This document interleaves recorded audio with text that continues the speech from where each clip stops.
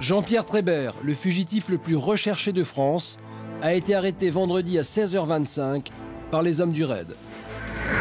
Il se cachait dans cet immeuble, près de la gare de Melun. Sa cavale a duré 74 jours. Nous avions localisé l'appartement depuis à peu près 3 jours. Et donc on avait la certitude qu'il se trouvait dans cet appartement qui était loué par ce couple. On savait que c'était ce couple qui l'hébergeait. À 16h20, 12 hommes du raid entrent dans l'appartement. Malgré tout, on a eu quelques secondes d'angoisse, puisque derrière cette porte, tant que nous ne l'avions pas franchie, on ne savait toujours pas si oui ou non nous allions bien trouver Jean-Pierre Trébert. Les hommes du raid montent au 5e étage. Appartement 61. Ils ouvrent la porte à l'aide d'un fusil à pompe. L'arrestation s'est parfaitement bien passée.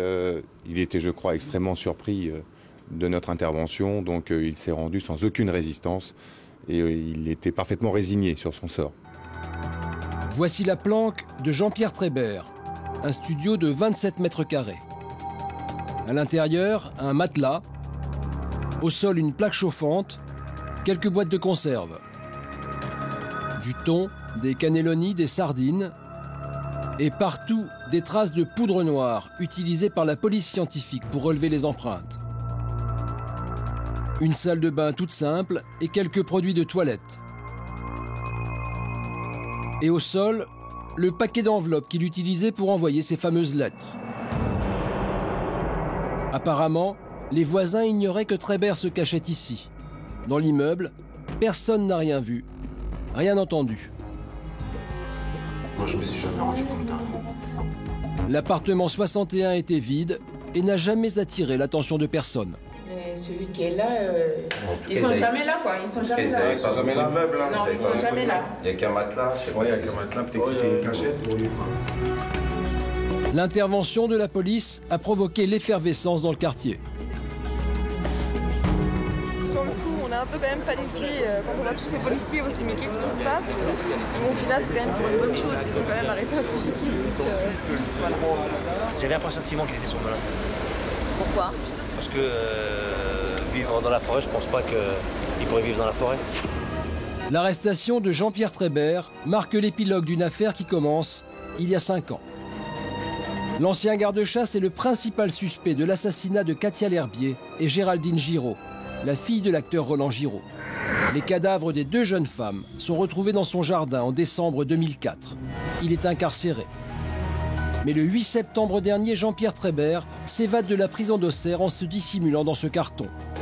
Sa cavale commence. On le dit caché dans une forêt qu'il connaît bien en Seine-et-Marne. C'est le début d'une incroyable chasse à l'homme.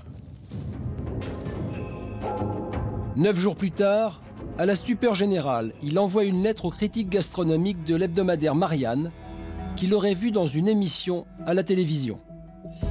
J'ai pensé tout de suite, la lettre était assez bien faite, à une blague, un canular ou un mauvais coup. Et puis en regardant dans l'enveloppe, il y avait son badge de prisonnier de la prison d'Auxerre.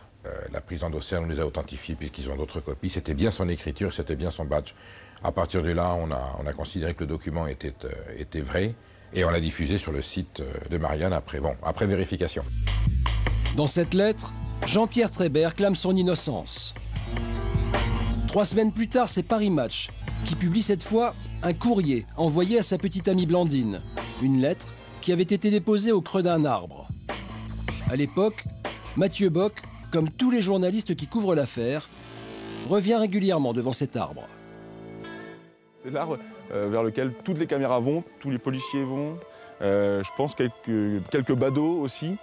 Je ne pense pas qu'ils s'attendaient à être si célèbres, cet arbre. Alors apparemment, c'est ici, au pied de cet arbre, là, dans cette petite cavité.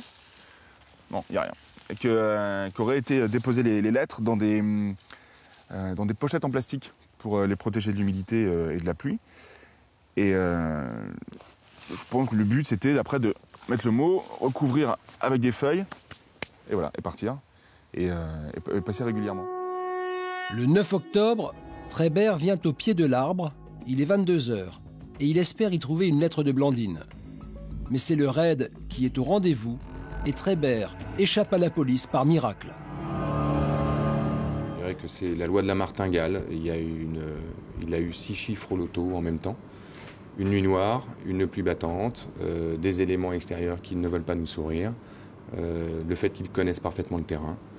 Et il a profité de l'ensemble de ces éléments et de cette conjoncture pour bénéficier d'une chance insolente. À partir de ce jour-là, Trébert commence à forger sa légende d'homme des bois et de héros romantique. Il nargue la police.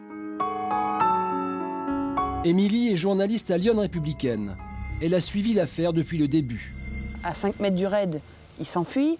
Des lettres qui sèment comme le petit poussé, personne ne le retrouve. Forcément, ça le rend sympathique. En plus, il a une amoureuse. Sur un arbre, pour donner rendez-vous, il grave un cœur.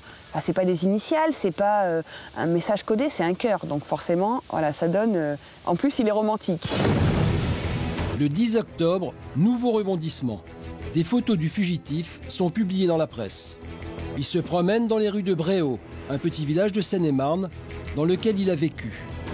Des photos qui compliquent le travail de la police.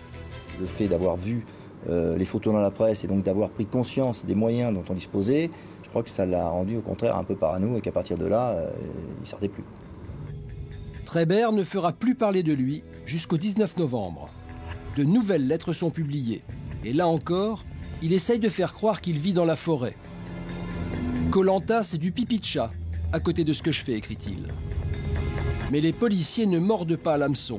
Ils continuent à surveiller les amis de Trébert, et notamment un certain Michel, qui à plusieurs reprises se rend dans l'immeuble Lamartine.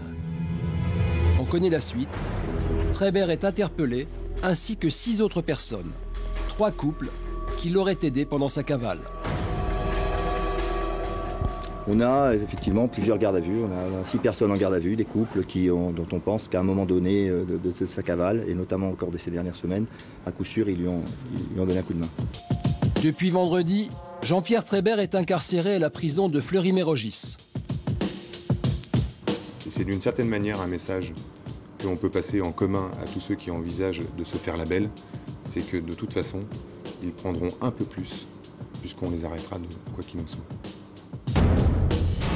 Jean-Pierre Trébert sera donc présent à son procès devant la cour d'assises, qui devrait s'ouvrir le 19 avril 2010. Il devra répondre du double assassinat de Géraldine Giraud et de Katia L'Herbier. Il risque la prison à perpétuité.